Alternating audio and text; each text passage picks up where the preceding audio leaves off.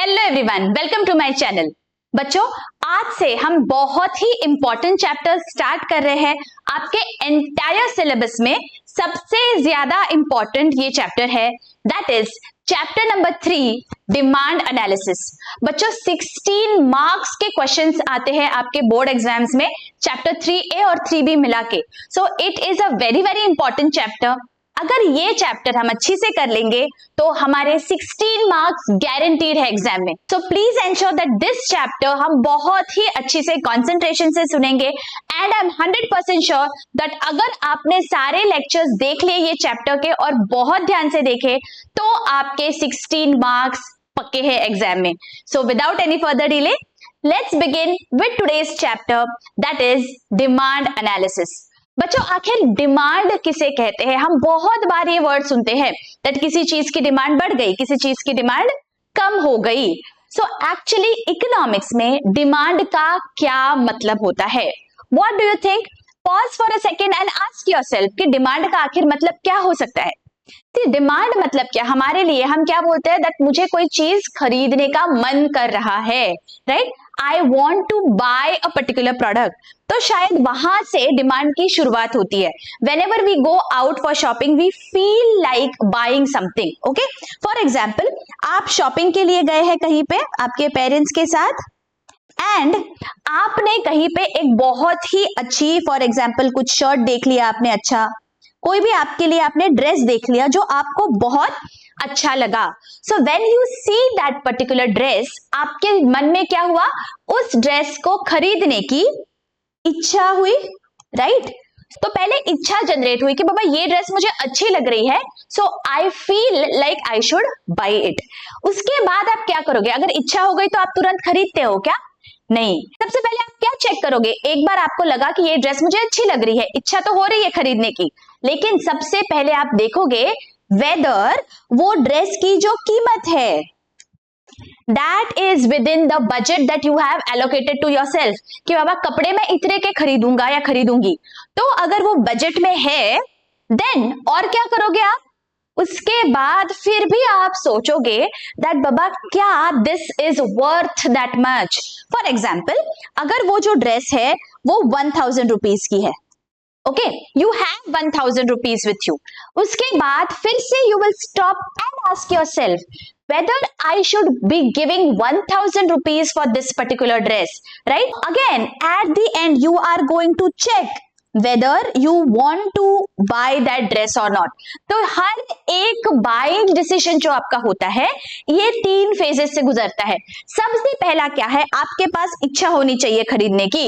उसे हम इकोनॉमिक्स के लैंग्वेज में बोलेंगे that you are having a desire to buy that particular dress। के बाद हमने क्या देखा? What is the price that we are going to pay for that dress? मतलब हम इकोनॉमिक्स के लैंग्वेज में बोलेंगे that is our ability to pay।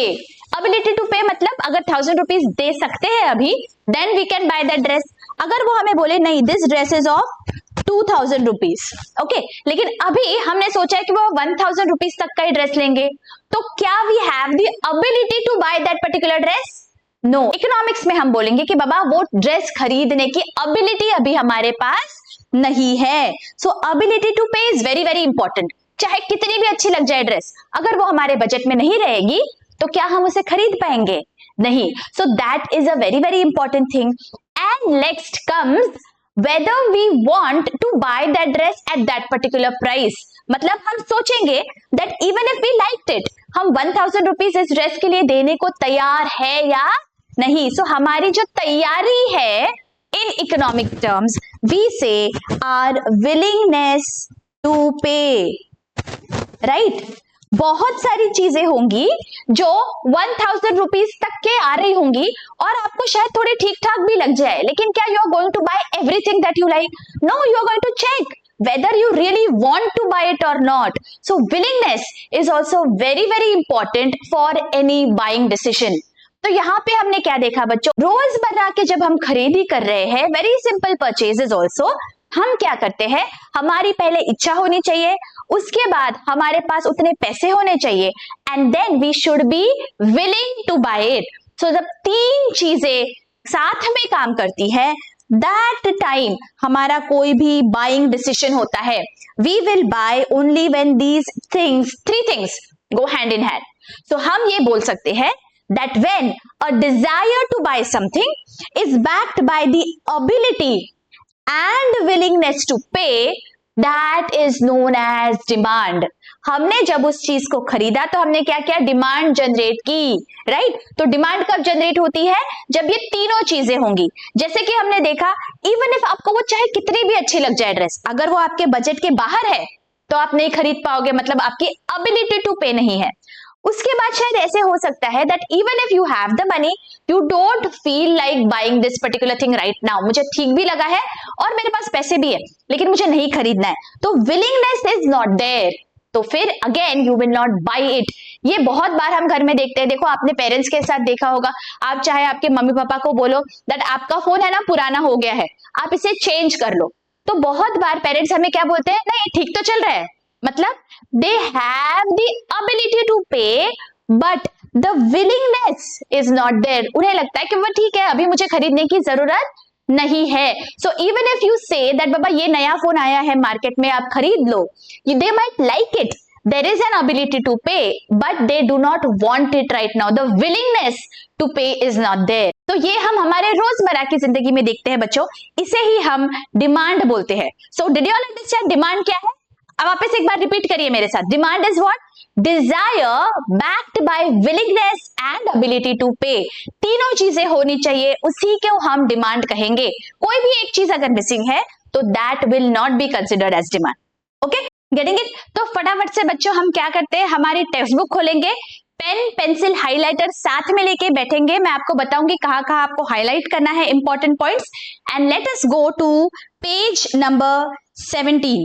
Page number 17 हमें खोलना है, chapter number 3A. Let us read together. Okay, देखिए, meaning of demand, ये पढ़ेंगे हम. Meaning of demand in ordinary language, demand means desire. Desire मतलब क्या? इच्छा. आपका जब मन करता है ना खरीदने का, उसे हम बोलेंगे desire. Desire means an urge to have something. इसे आप एक बार हाईलाइट कर लीजिए. ये आपको पूछा जा सकता है फिल इन द ब्लैंक्स में. Desire means an urge to have something. Okay, dash means an urge to have something, that is desire. In economics, demand means a desire which is backed by willingness and ability to pay. Very very very important. This is a very important meaning. Economics में हम क्या बोलेंगे? Desire backed by willingness and ability to pay. चाहे कितना भी पैसा हो, अगर आपको खरीदने का मन नहीं है तो that will not be considered as demand. या चाहे आपका कितना भी मन हो, लेकिन अगर आपके पास वो ability to pay नहीं है तो again that will not be demand. All right. For example, if a person has the desire to purchase a television set but does not have the adequate purchasing power, then it is simply a desire and not a demand. Purchasing power क्या होता है? Ability to pay. Okay, this is ability. Purchasing power मतलब अभी आपके पास उतना पैसा है क्या for buying that particular product, उसे हम बोलेंगे purchasing power. Okay, thus demand is effective desire. सिर्फ पसंद होके नहीं चलेगा, आपको उसके साथ विलिंगनेस और एबिलिटी है, इसका मतलब इफेक्टिव डिजायर है.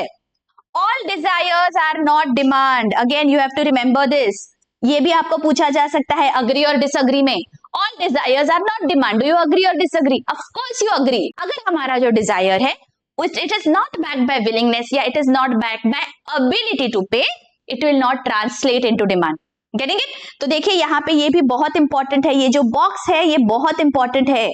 Demand is desires plus willingness to purchase plus ability to pay. Getting it? आगे देखिए, identify the concepts. A poor person wants to have a car. क्या ये डिमांड है? नहीं, बिकॉज यहाँ पे एबिलिटी टू पे शायद नहीं है. Second, a rich person bought a car. उसने वो खरीद ली, इसका मतलब डिमांड जनरेट हो गया. राइट? आगे डेफिनेशन ऑफ डिमांड. देखिए बच्चों, जो आप लॉन्ग आंसर क्वेश्चंस लिखोगे तो आपको मीनिंग के साथ साथ डेफिनेशन कोट करना भी जरूरी होता है. सो प्लीज एंश्योर दैट एक डेफिनेशन आपको पता होनी चाहिए. ऑलराइट, तो यहाँ पे देखिए दिया गया है, according to Benham the demand for anything, किसी भी चीज की demand, okay, at a given price is the amount of it which will be bought per unit of time at that price. देखिए आप जब ऐसे डिवाइड कर लोगे ना डेफिनेशन को, तो आपको याद रखना आसान हो जाएगा। देखिए मैंने यहाँ पे आपको इस तरह से डिवाइड करके दिया है। The demand for anything, anything मतलब किसी भी गुड्स, कमोडिटी, सर्विस की डिमांड कैसे होगी? When at a given price, जब भी मैं डिमांड की बात करती हूँ उसके साथ मुझे प्राइस एसोसिएट करना जरूरी है।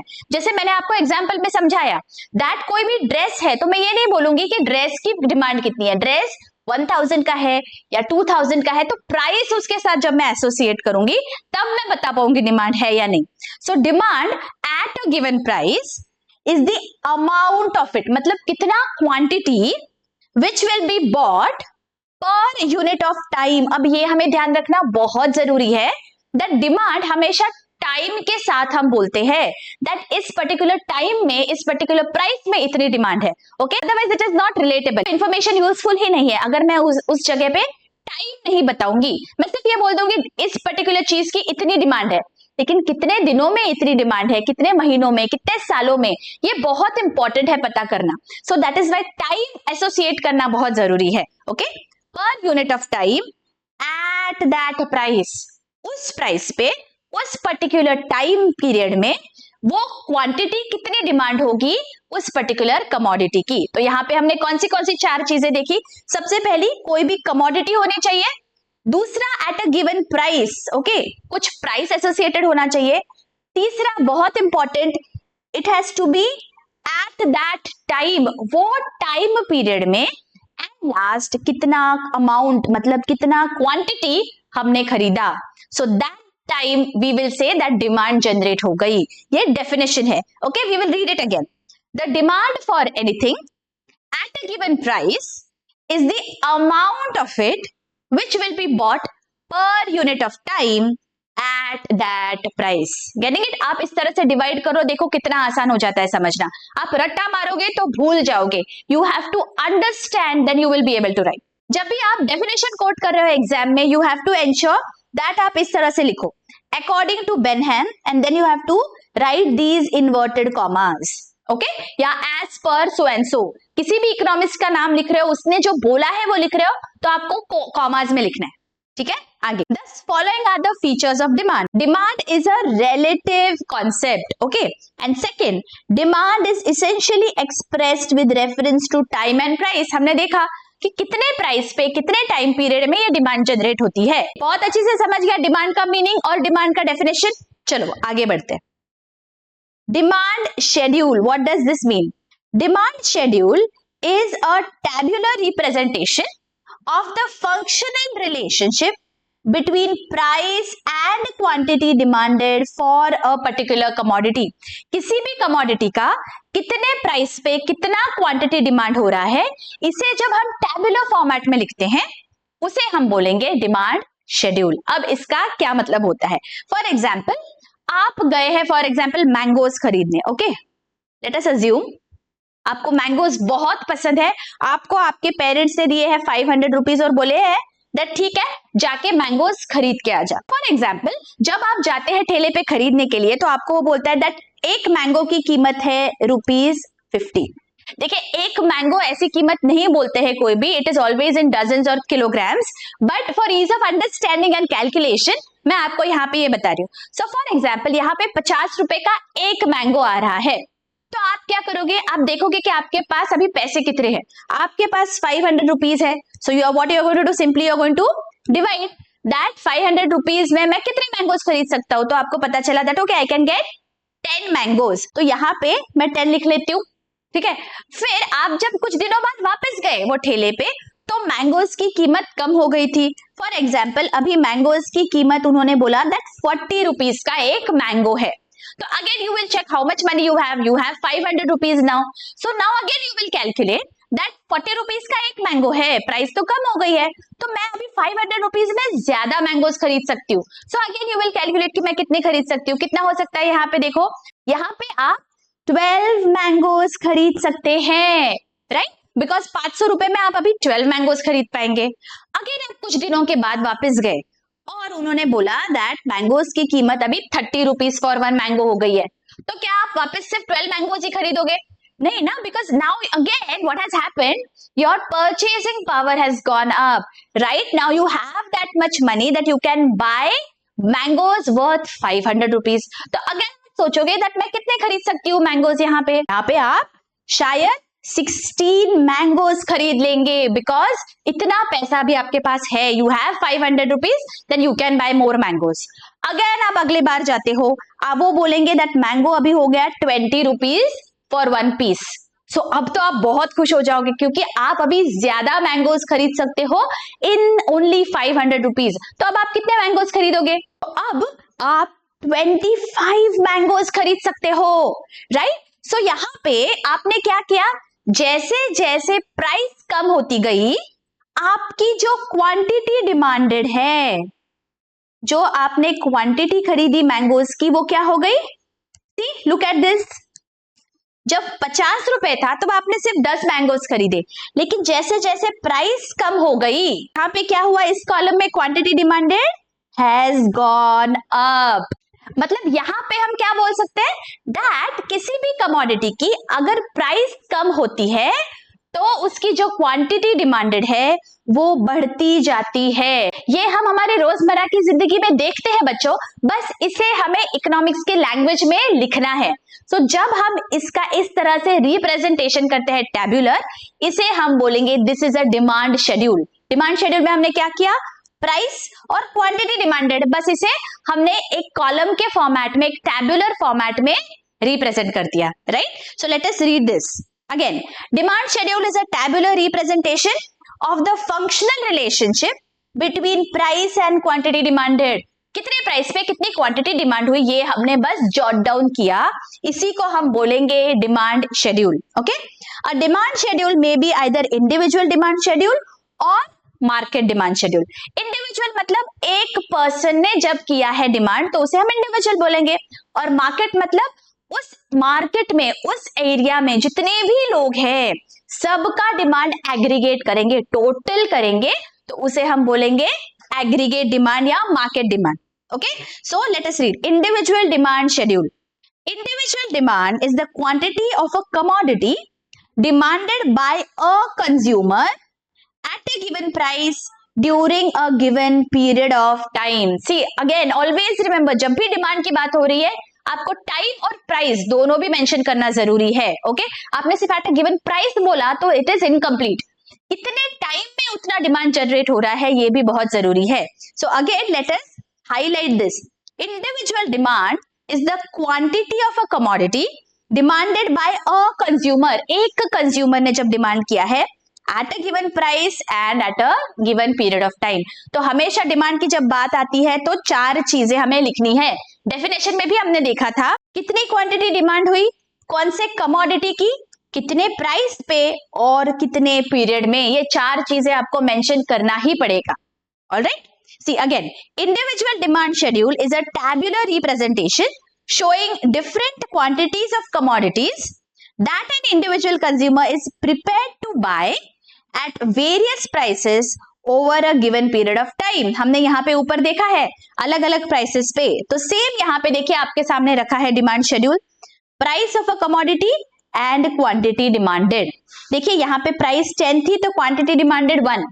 जैसे ही प्राइस कम हो गई क्वांटिटी डिमांडेड बढ़ गई. अगेन प्राइस जब 6 हो गई क्वांटिटी डिमांडेड बढ़ गई. सो अगर हम इसे देखेंगे तो यहाँ पे क्या हो रहा है, this is declining but quantity demanded is increasing, right? So table 3.1 shows different quantities of a commodity X purchased by an individual consumer at various prices. It can be observed that less quantity of commodity is demanded at rising prices and more quantity of a commodity is demanded at falling prices. Right, यही हमने देखा है, बस इसे हमने लिखा है, explain किया है.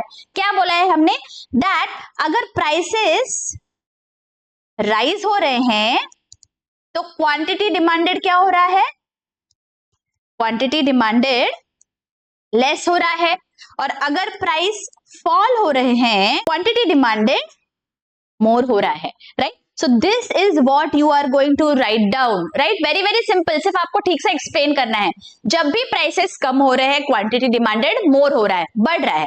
जब भी प्राइसेस ज्यादा हो रहे हैं क्वांटिटी डिमांडेड कम हो रहा है। Very very simple, very logical. Okay, यहाँ पे बिल्कुल डरने की बात नहीं है, बहुत ही लॉजिकल है ये, बस आपको इसे ठीक से एक्सप्लेन करना है बच्चों। Getting it? तो इस तरह से आपने डिमांड शेड्यूल बनाया और उसके नीचे आपने ये लिखा है, इस तरह आपको डिमांड शेड्यूल बनाना होगा एग्जाम में और आपको एक्सप्लेन करना है दैट आपने ये शेड्यूल में आखिर क्या बोला है। सो आपको ये बोला है जैसे जैसे प्राइसेस बढ़ रहे हैं आपकी डिमांड कम होती है और जैसे जैसे प्राइसेस कम हो रहे हैं quantity demanded is going up. Okay, आगे इंडिविजुअल डिमांड कर्व। कर्व मतलब आपको अभी एक डायग्राम में इसी को जॉट डाउन करना है। Individual demand curve is a graphical representation of the individual demand schedule. जो आपने टेबुलर फॉर्मेट में लिखा है उसे आपको ग्राफ में बनाना है। Table figure 3.1 represents an individual demand curve. देखिए ये डिमांड कर्व है। अब यहाँ पे वापस याद रखिए एक्स एक्सिस पे क्या है, quantity demanded, and Y axis पे है प्राइस। सो प्लीज रिमेंबर जब क्वांटिटी लिख रहे हो किसी भी चीज की तो यूनिट्स क्या है, केजीज, और प्राइस है तो जाहिर है it will be in rupees. ये बहुत इंपॉर्टेंट है, यहाँ पे हमारी गलती हो जाती है। ओके, और देन मार्क्स कट जाते हैं। So please remember X axis Y axis अलग अलग है। सो एक्स एक्सिस पे क्वांटिटी है तो ऑब्वियसली ये किलोग्राम्स, ग्राम्स, लीटर्स इसमें होगा, एंड प्राइस है तो price will always be in rupees Y axis पे। ठीक है, and now you just have to jot those points. सबसे पहले देखो यहाँ पे प्राइस जब 10 रुपीज है तो quantity demanded is just 1। Okay, so now you will go to your graph और आप देखोगे 10 रुपीज कहां पे, वाई एक्सिस पे। सो वाई एक्सिस पे 10 पे आप आ गए, फिर डॉटेड लाइन बनाओगे हॉरिजॉन्टल, एकदम स्ट्रेट लाइन बनाना है, एंड देन आप 1 क्वांटिटी पे जाओगे एक्स एक्सिस पे यहां पे, एंड आपको एक वर्टिकल डॉटेड लाइन बनाना है जहां पे दोनों लाइंस इंटरसेक्ट हो रहे हैं। देखिए ये जो लाइन है और ये लाइन है यहां पे इंटरसेक्ट हो रहे हैं। So that is our first point, वो हमारा स्टार्टिंग पॉइंट हो गया। दैट 1 क्वांटिटी 10 रुपीज अगर है तो बस एक ही क्वांटिटी है। जब प्राइस कम हो गई, अभी प्राइस 8 रुपीज हो गई, तो वापस आप वाई एक्सिस पे आएंगे 8 पे और आप एक हॉरिजॉन्टल लाइन बनाएंगे। देखिए यहाँ पे ये एक हॉरिजॉन्टल लाइन बनाई आपने, फिर आप 2 पे जाएंगे ऑन द एक्स एक्सिस और वहां से एक सीधी लाइन वर्टिकल लाइन बनाएंगे। दोनों भी लाइंस जहां पे इंटरसेक्ट होगी वो आपका सेकेंड पॉइंट होगा, एंड आप ये दोनों पॉइंट्स को आपको बस इस तरह से स्ट्रेट लाइन में जोड़ देना है। ठीक है, वैसे आपको सारे पॉइंट्स उसी तरह प्लॉट करने होते हैं। आपको प्राइस लेना है, वहां पे एक हॉरिजॉन्टल लाइन बनाना है, आपको क्वांटिटी पे आना है एक्स एक्सिस पे, एक वर्टिकल लाइन बनाना है, जहां पे दोनों भी इंटरसेक्ट होते हैं that becomes your plotting point. ठीक है, और उस तरह से आपको दो दो पॉइंट्स को जोड़ के एक लाइन बनेगी और इसी लाइन को हम बोलते हैं this is our demand curve. तो जब आप डिमांड कर्व को देखते हो तो आपके क्या ध्यान में आता है, बोलो। सबसे पहले बात आपकी क्या ध्यान में आती है, डिमांड कर्व का स्लोप कैसा है, कैसा है, अपवर्ड है या डाउनवर्ड है। Demand curve slopes downwards, because जैसे जैसे प्राइस कम हुई हमारा एक्स एक्सिस पे हमारे यूनिट्स बढ़ते गए, so it is sloping downwards. Okay, late us read the explanation. In figure 3.1, x axis represents quantity demanded and y axis represents price of the commodity. Whenever, always remember बच्चों, whenever you are drawing any diagram, okay, कोई भी graph आप बना रहे हो, पहले आपको बताना है कि आपने वहां पे x और y axis पे क्या दिखाया है। ओके, आप डायरेक्टली कुछ बताओगे तो समझने नहीं वाला है।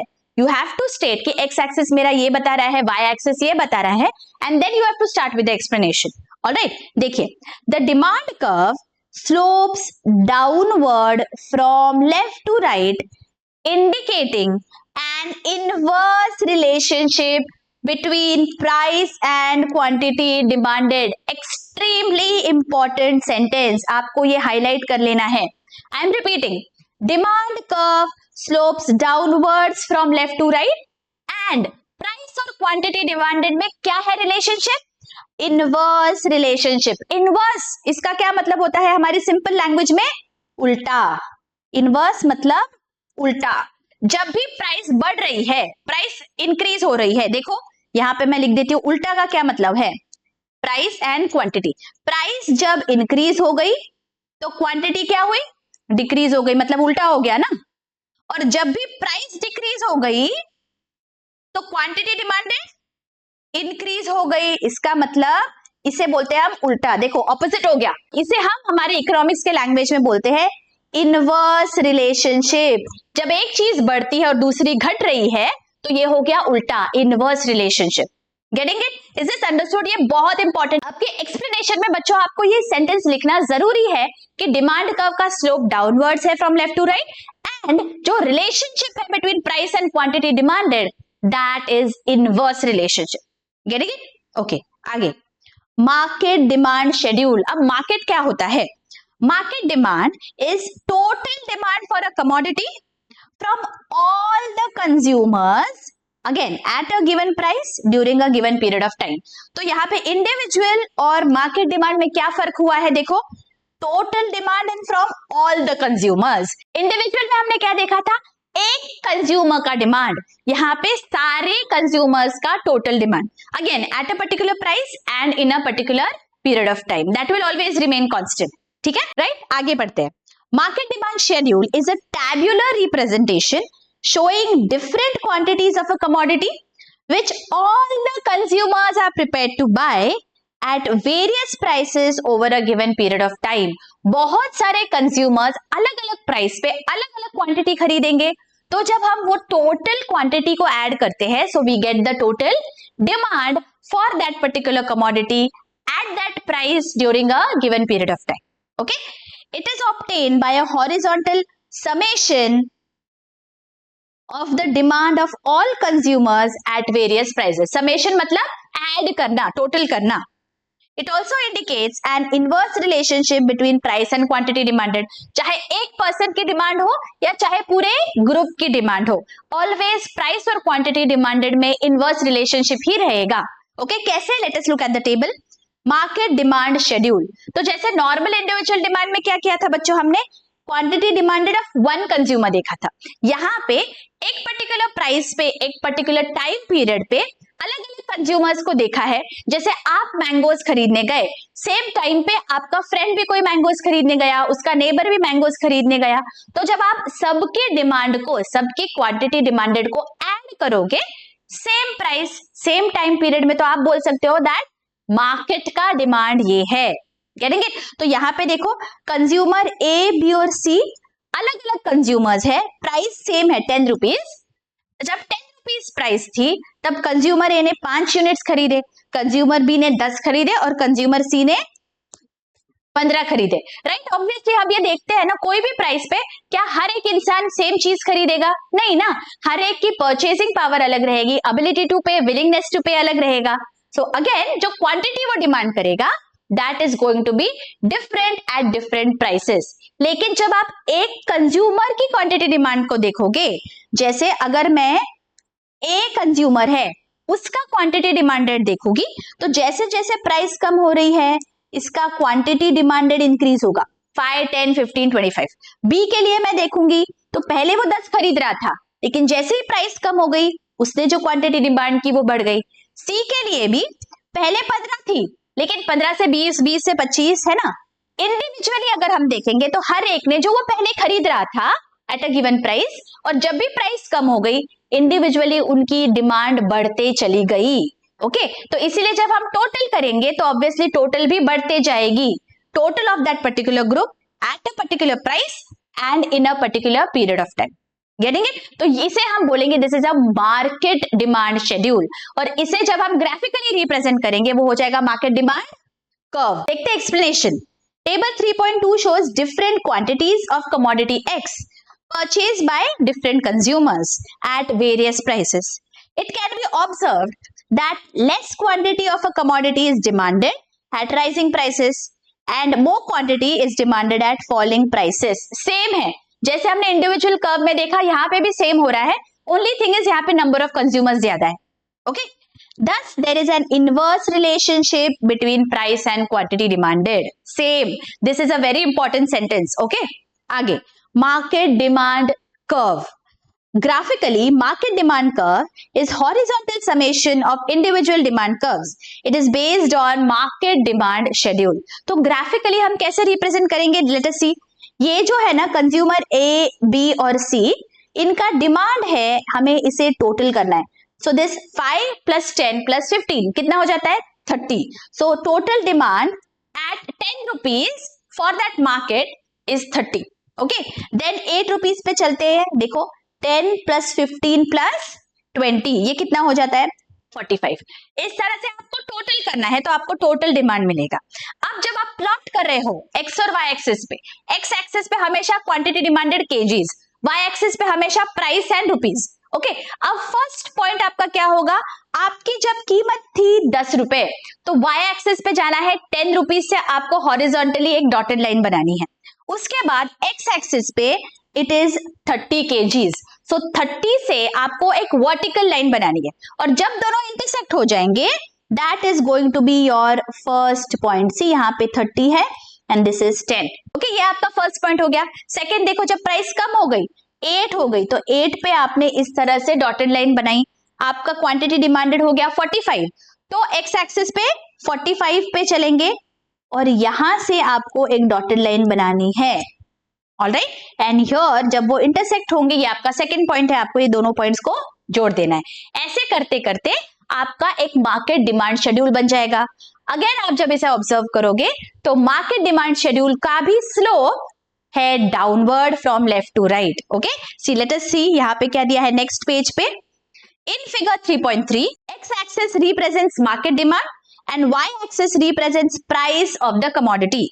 The market demand curve slopes downward from left to right, indicating an inverse relationship between price and market demand. देखिए, हर बार आपको यही लिखना है that जो demand curve है that slopes from left to right, indicating inverse relationship between price and quantity demanded. Whenever price is going high, demand is less. Whenever prices are decreasing, demand will increase. बस यही आपको लिखना है. Getting it? Very very easy. तो अब let us see कि what are the reasons for a demand curve which slopes downwards. Okay, देखिए यहाँ पे दिया है reasons justifying downward sloping demand curve. कि बाबा डिमांड कर्व डाउनवर्ड स्लोपिंग आखिर क्यों रहता है? What are the reasons? ये reasons याद रखने के लिए मैंने आपके लिए एक शॉर्ट फॉर्म बनाया है, एक निमोनिक बनाया है यहाँ पे. So let us read that. देखिए यहाँ पे for all the cricket lovers, this is MSD in. Okay, let us see what does everything stands for. M stands for multi-purpose uses. यहाँ पे देखिए आपका point number 4. Okay, multi-purpose use, इसका क्या मतलब होता है? When a commodity can be used for satisfying several needs, its demand will rise with a fall in its price and fall with a rise in its price. Right, very very simple that is. अगर कोई भी commodity आपकी बहुत सारी wants को, बहुत सारी जरूरतों को पूरा करती है तो अगर उसकी प्राइस कम हो गई तो आप ज्यादा उस चीज को खरीदोगे. राइट, फॉर एग्जांपल इलेक्ट्रिसिटी की बहुत सारी मल्टीपल यूजेस है. वो इंडस्ट्रियल यूज में भी आता है, घर में भी यूज होता है. घर में आप इलेक्ट्रिकल अप्लायंसेस यूज करते हो अलग अलग तरीके के, तो बहुत सारे यूजेस है इलेक्ट्रिसिटी के. तो अगर इलेक्ट्रिसिटी की प्राइस कम हो जाएगी तो हम क्या करेंगे, उसका यूसेज बढ़ जाएगा. और अगर प्राइसेस बढ़ गई तो उसका यूसेज हमें कम करना पड़ेगा. Right, this is the first reason why जब भी प्राइस कम होता है तो डिमांड क्यों बढ़ता है, या जब भी प्राइस बढ़ता है तो डिमांड क्यों कम हो जाता है. This is the first reason, क्योंकि बहुत सारे मल्टीपल यूजेस हो सकते हैं किसी एक चीज के. Second reason S stands for substitute. Substitute commodities मतलब या तो हम एक कमोडिटी खरीदेंगे या दूसरी. ये बहुत सारे जो हम कंज्यूमर गुड्स खरीदते हैं बच्चों, these are substitutes of each other. For example there are so many soap brands, there are so many toothpaste. Right, बहुत सारे जो कंज्यूमर आइटम्स है, फोन्स है, मोबाइल फोन्स है, आप खरीदोगे तो एक ही ना, लेकिन बहुत सारे सब्स्टिट्यूट्स आपके पास अवेलेबल है. तो सब्स्टिट्यूट में ऐसे ही होगा, किसी एक चीज की अगर प्राइस ज्यादा हो गई तो हम उसके सब्स्टिट्यूट की डिमांड करेंगे. फॉर एग्जाम्पल अगर कोक की प्राइस ज्यादा हो गई तो आप क्या करोगे, आप बोलोगे बाबा ठीक है मुझे दूसरा कोल्ड ड्रिंक दे दे, है ना. तो आपने क्या किया, इनडायरेक्टली कोक को नहीं खरीदा और दूसरे जो भी खरीदा सब्स्टिट्यूट, पेप्सी खरीदा है या कुछ और खरीदा है, उस बेवरेज का डिमांड ऊपर चला गया. तो आप क्या करते हो, अगर प्राइस बढ़ जाती है किसी भी कमोडिटी की, आप उसके सब्स्टिट्यूट को खरीद लेते हो. राइट, इसीलिए प्राइस जब बढ़ जाती है तो डिमांड कम हो जाता है, क्योंकि हम क्या करते हैं, कंज्यूमर्स कोई भी सब्स्टिट्यूट ढूंढ लेते हैं हमारे वांट्स को सेटिस्फाई करने के लिए. Right, so that is the reason जब भी प्राइस बढ़ गई डिमांड कम हो जाती है. Late us read point number 3, substitution effect. In case of substitute goods, when price of a commodity rises, consumer tends to buy more of its substitute and less of that commodity whose price has increased. This is known as substitution effect. T और coffee का example ले लो. अगर T की ज्यादा price हो जाएगी तो we will start drinking coffee. अगर कॉफी की प्राइस बढ़ गई तो we will start drinking T. So there is a substitute effect, जिसके वजह से जिस भी कमोडिटी की प्राइस बढ़ जाती है हम उसकी क्वांटिटी को कम डिमांड करते हुए भी हमारी वांट को हम सेटिस्फाई कर सकते हैं. ठीक है, तो सेकेंड रीजन आपका हो गया substitute effect. Third reason, third is D, MSD ना. तो D stands for law of diminishing marginal utility. ये हमने लास्ट चैप्टर में पढ़ा है बच्चों. This is very important law. अगर किसी ने वो वाला लेक्चर नहीं देखा है, ऐसे ही आपका ये लेक्चर फिनिश होता है, please go and check that lecture out, because law of diminishing marginal utility ये बेसिस है आपके बाकी सारे लॉज का. It is a very very interesting law. Please go and check that out. Okay, so law of diminishing marginal utility हमें क्या बोलता है, दैट जैसे जैसे किसी भी कमोडिटी को जब हम कंज्यूम करते हैं, उसकी जब क्वांटिटी बढ़ जाती है तो क्या होता है, हमारे लिए उसकी यूटिलिटी कम होते जाती है. In simple language, right. तो जब भी हम खरीदते हैं बच्चों, अगेन हमारा जो ये लॉजिक है लॉ ऑफ DMU का, ये अप्लाई होता है. अगर 10 रुपए ही कीमत रहती है तो 10 रुपए में मैं शायद एक ही क्वांटिटी खरीदूं. I am not going to buy 2 quantities और 3 quantities at the same price, right. Because मेरे लिए अब उस चीज की जो वैल्यू है, उस चीज की जो यूटिलिटी है वो कम हो गई. अगर मेरी यूटिलिटी कम हो रही है तो मैं वो सेम प्राइस नहीं दूंगी for another quantity. Please remember this. हमने तब गोलगप्पे बिस्किट्स का एग्जांपल लिया था और समझा था जैसे जैसे हम ज्यादा क्वांटिटी ले रहे थे हमारे लिए यूटिलिटी कम हो रही थी. लेकिन जैसे जैसे यूटिलिटी कम होगी, हमने ये relationship between utility and price में देखा, जैसे जैसे यूटिलिटी कम होती है for any particular commodity, the price that we want to pay for that commodity will also decrease. अगर मेरे लिए उसकी जरूरत कम है तो I will not give the same price for that. For example, अगर मुझे अभी बहुत तेज भूख लगी है तो मेरे लिए वो जो खाना है उसकी यूटिलिटी 100 है, मेरे लिए वो बहुत इंपॉर्टेंट है बिकॉज मुझे अभी बहुत भूख लगी हुई है. तो ये खाने के लिए मैं शायद फिलहाल I am ready to pay 200 rupees. Okay, whatever quantity of that particular खाना. Okay, X plate, 1 plate of खाना, उसके लिए बिकॉज मेरी यूटिलिटी बहुत है, मेरे लिए वो बहुत इंपॉर्टेंट है खाना, मुझे बहुत तेज भूख लगी हुई है. Even if it is 200 rupees per plate, I am going to have it. लेकिन जब मेरी यूटिलिटी थोड़ी कम हो जाती है, मैंने खा लिया, थोड़ा सेटिस्फाइड हो गई मैं, तो क्या मैं 200 रुपीज में दूसरी प्लेट खरीदूंगी? नहीं. Getting it? तो अगर मुझे कोई कम पैसे में दे रहा है सेम चीज तो शायद मैं खरीद लूं. अगर मुझे कोई बोलेगा ओके अगर आपने और एक प्लेट खाई तो मैं आपको 180 रुपीज में दे दूंगा सेकेंड प्लेट, तो then I will say that okay I will buy it. Why? Because अब जब प्राइस कम हो गई तो अगेन दैट प्राइस और यूटिलिटी का मेरा जो इक्विलिब्रियम है वो मेंटेन हो रहा है. ओके, हमने मार्जिनल यूटिलिटी और प्राइस का रिलेशन भी देखा हुआ है बच्चों लास्ट चैप्टर में.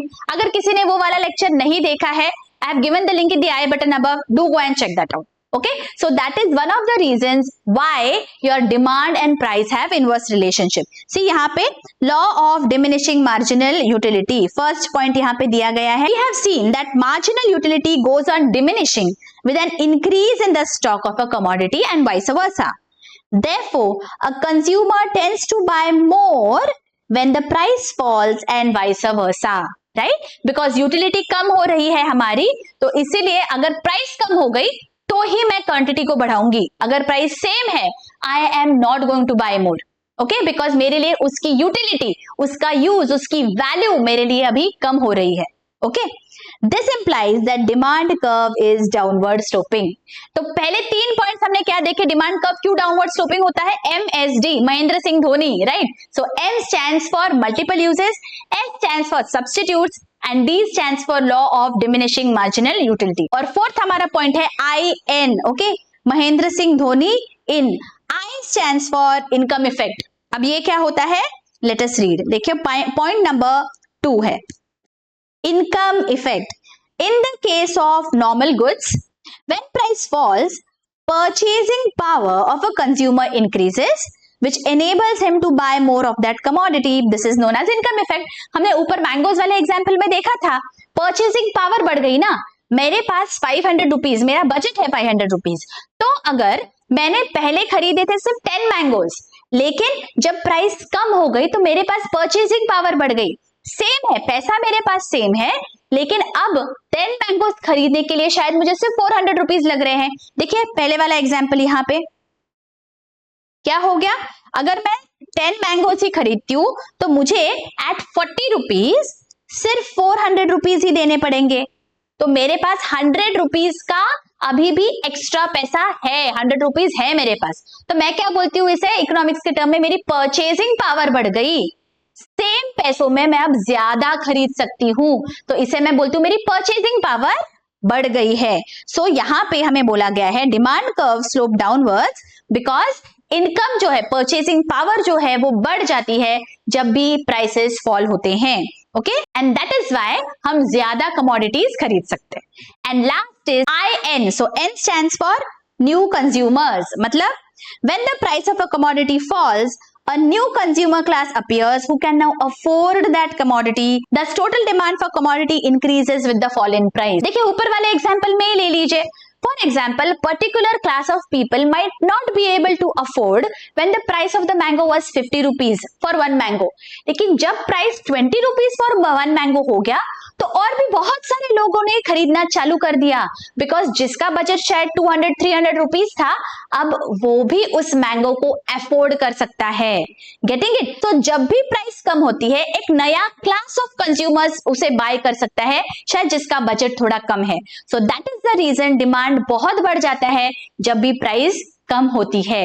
Getting it? सो हमारे 5 पॉइंट्स है why the demand curve slopes downward. उसका एक्रोनिम क्या है?